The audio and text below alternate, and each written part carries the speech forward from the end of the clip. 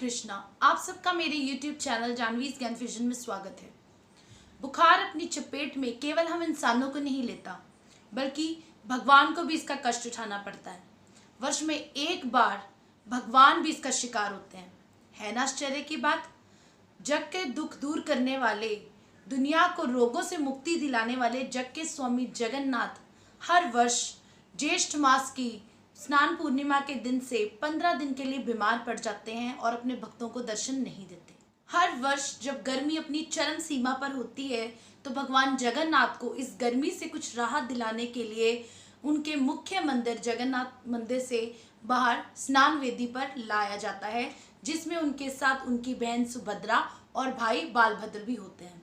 विशेष रूप से वहाँ जो स्नान होता है उसमें 108 बड़े कलश होते हैं, जिसके अंदर बड़ी पवित्र नदियों का जल होता है, उससे अभिषेक किया जाता है।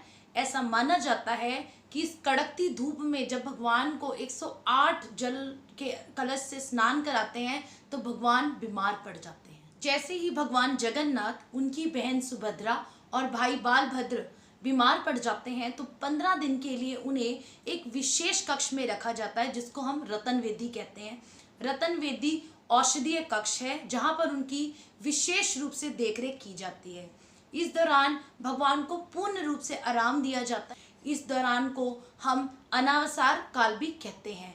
जैसे हम मनुष्य बीमार पड़ने पे अपने भाई बहनों की सेवा करते हैं, उसी प्रकार भगवान की भी जो वहाँ के वैद्य हैं उनकी उसी प्रकार सेवा करते हैं जैसे हम मनुष्यों की होती है। इन 15 दिनों में भगवान को लगने वाले भोग भी रोक दिए जाते हैं। केवल भगवान जल और फल पर ही रहते हैं। इसके साथ भगवान को जैसे एक रोगी को काढ़े बना के पिलाए जाते हैं, वहाँ के वैद्य दालचीनी, इलायची, काली मिर्च इत्यादि के काढ़े बनाकर भगवान को देते हैं कि भगवान जल्दी जल्दी पीकर इसको ठीक हो और अपने भक्तों को दर्शन दें। इन 15 दिनों में भगवान अपने भक्तों को दर्शन नहीं देते हैं और मंदिर में होने वाले विभिन्न प्रकार की पूजा अर्चना भी बंद कर दी जाती है। किसी भी प्रकार का शोर, घंटी, मृदंग का नहीं किया जाता कि भगवान को कोई भी परेशानी ना हो। ऐसा भी माना जाता है कि जो स्नान पूर्णिमा वाले दिन विशेष स्नान होता है, उसकी वजह से भगवान की जो विग्रह है उसका रंग थोड़ा खराब हो जाता है, तो वो इन 15 दिनों के दौरान उनको नया रूप देने के लिए उनको फिर से सजाते हैं और नया पेंट और नया रंग उस पर लगता है। भगवान जगन्नाथ के बीमार होने के पीछे की कथा कुछ इस प्रकार है। उड़ीसा प्रांत में माधवदास नाम का एक भक्त रहता था जो कि अकेला रहता था। वो भगवान जगन्नाथ को अपना सखा मानता, उनसे इतना प्रेम करता कि रोज उनके दर्शनों के लिए जाया करता था। एक बार माधवदास इतना बीमार पड़ गया, उसको इतनी उल्टियां और दस्त लग गए कि वो बिस्तर से उठ भी नहीं पा रहा था। इस पर भगवान जगन्नाथ स्वयं एक सेवक का रूप धारण करके उसके घर आए और कहा, महाराज क्या मैं आपकी सेवा कर दूं? माधवदास इतना बेहोशी की हालत में था कि उसको पता ही नहीं चला कि कौन उसके घर सेवक बन के आया। माधवदास की ऐसी सेवा हुई कि माधवदास को होश आ गया, और जैसे ही उसको होश आया उसने देखा कि महाराज ये जो मेरे सामने सेवक बन के खड़ा है ये तो स्वयं भगवान जगन्नाथ है। उसने कहा, महाराज आप चाहते तो चुटकी बजा के मेरा दुख दूर कर सकते थे, मेरा रोग ही दूर कर देते, परंतु आपको सेवक बनने की क्या आवश्यकता पड़ गई?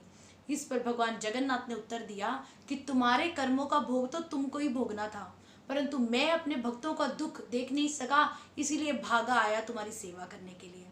अभी भी तुम्हारे भाग्य में 15 दिन का रोग शेष है, तो मैं तुमसे वो लेता हूँ, तुम मुझे वो रोग अपना 15 दिन का मुझे दे दो।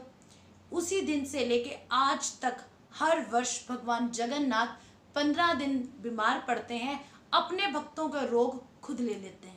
जिस प्रकार कभी हम बीमार पड़ जाते हैं और ठीक होने के बाद हम बाहर घूमने के लिए निकलते हैं, उसी प्रकार भगवान जगन्नाथ भी 15 दिन के आराम करने के उपरांत 16वें दिन अपने भक्तों को दर्शन देते हैं, जिसको नेत्रोत्सव या नव यौवन दर्शन भी कहा जाता है। इसके बाद भगवान जगन्नाथ की रथ यात्रा की तैयारी आरंभ हो जाती है। भगवान जगन्नाथ के रथ अक्षय तृतीया से निर्माण होने शुरू हो जाते हैं और उसके बाद तीनों भाई बहन अपने तीनों अलग अलग रथों पर सवार होकर अपनी मासी माँ यानी गुंडिचा मंदिर की तरफ प्रस्थान करते हैं।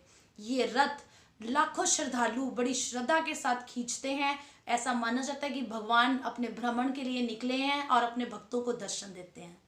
पुरी का ये मंदिर जगन्नाथपुरी एकमात्र ऐसा मंदिर है जहां भगवान ये भक्तों को अनुभव कराते हैं कि जो प्रकृति के नियम उनके लिए बने हैं वो भगवान अपने ऊपर भी लागू करके दिखाते हैं।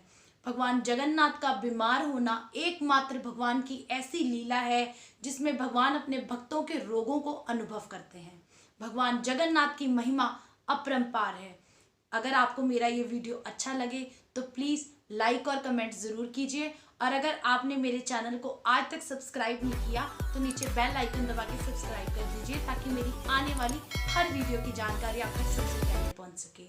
जय जगन्नाथ, हरे कृष्णा।